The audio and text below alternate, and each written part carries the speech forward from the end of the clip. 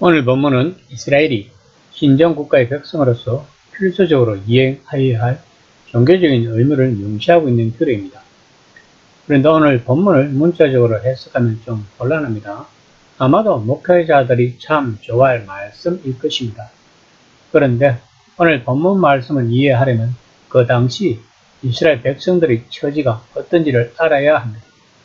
이스라엘 백성들은 애굽에서 오랫동안 노예라는 신분으로 살아왔습니다.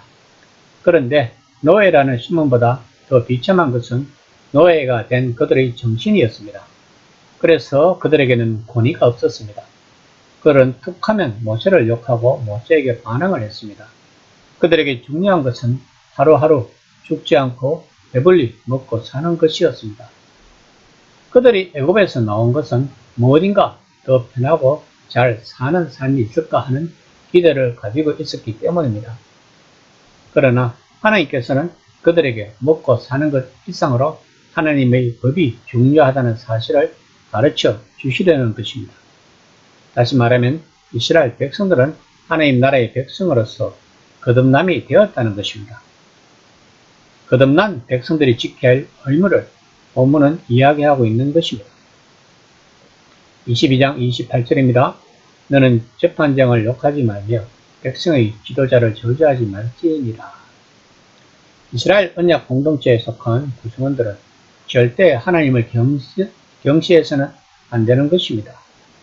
재판장과 지도자들은 각각 종교와 정치를 담당하는 사람으로서 신정 국가에서 이들은 하나님의 뜻에 따라 시험을 입은 사람들이므로 이들을 욕하고 저주하는 것은 곧 하나님의 뜻을 거스르는 것이 됩니다.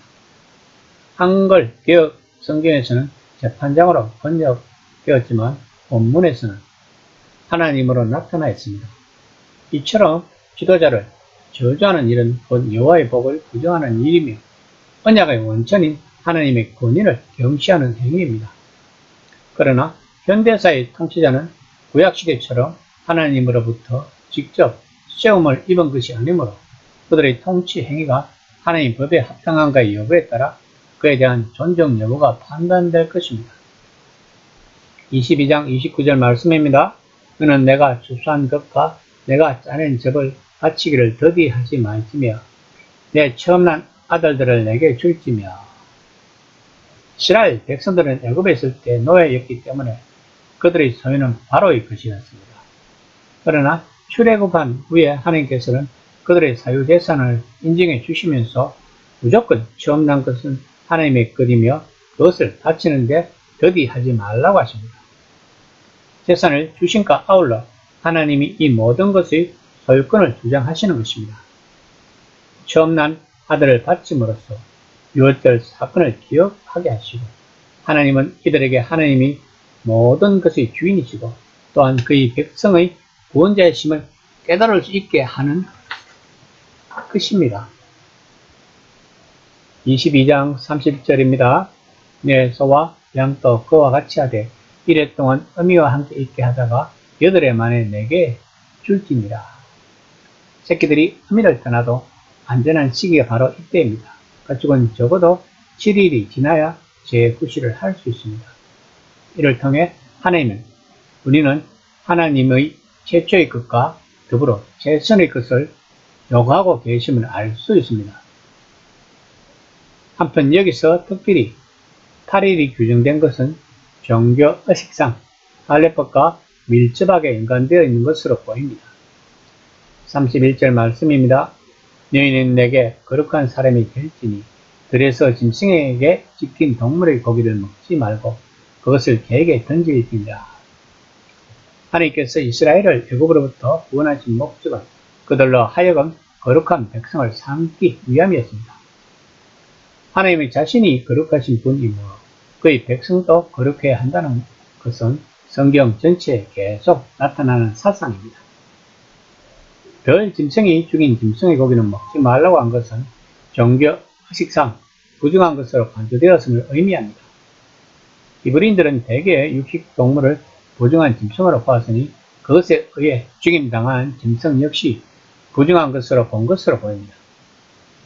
또한 알지 못하는 짐승에게 죽임을 당한 짐승으로부터 육체적으로나 제의적으로 감염되는 것이 두려웠기 때문이었을 것입니다.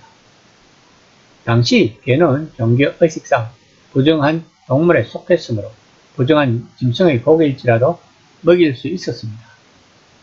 거룩은 구별됨입니다. 하나님은 자신을 거룩하다고 이야기하십니다. 이는 하나님 또한 이방 신들과 구별된다는 것입니다. 그럼 무엇과 구별된다는 것일까요? 이방 신들은 인간들이 자기의 유익을 위하여 사람들이 만든 신입니다. 그러므로 우리는 하나님을 우리 자신의 유익을 위하여 사용해서는 안 되는 것입니다. 우리가 하나님을 위하여 존재하는 것입니다. 성도는 지정의로 이루어진 전인격적인 사람이 되어야 합니다. 왜냐하면 하나님이 전인격적인 분이시기 때문입니다.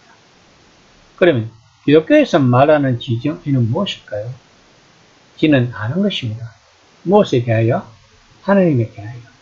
어떻게? 성경을 통해서. 그러므로 우리는 성경을 잘 알아야 합니다. 정은 마음입니다. 하나님의 사랑의 마음이 우리에게 있어야 한다는 것입니다. 의는 어려운 행동입니다. 다시 말하면 하나님을 알고 하나님의 마음이 우리에게 있으면 자연히 동반되는 행위인 것입니다. 그리스도인들은 이 세 가지가 연합이 되어야 합니다. 만약에 이 세 가지 중에 부족한 것이 있으면 하나님께 구해야 합니다. 구하라 그리하면 너희에게 주실 것이요 찾으라 그리하면 찾아야 할 것이요 문을 두드리라 그리하면 너희 열릴 것이라고 마태복음 7장 7절에서 말하고 있습니다. 기도는 이럴 때 하는 것입니다. 기도는 우리의 유익을 위해서 하는 것이 아니라 하나님과의 관계의 형성을 위하여 우리가 부족한 부분에 대하여 하는 것입니다. 그러면 성경은 주신다고 합니다. 우리에게 하나님의 백성으로 부족한 부분이 있으면 포기하지 말고 기도합시다. 그러면 주실 것입니다. 지금 이 시대가 요구하는 것은 전인격적인 그리스도인입니다.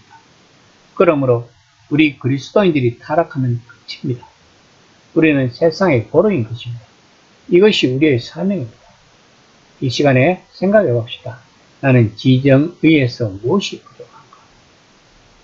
부족하면 우리는 하나님께 매달려 기도해 봅시다. 그리고 하나님이 주실 것이라는 것을 확신합시다. 그래서 이 세상에 보루가 되어 봅시다.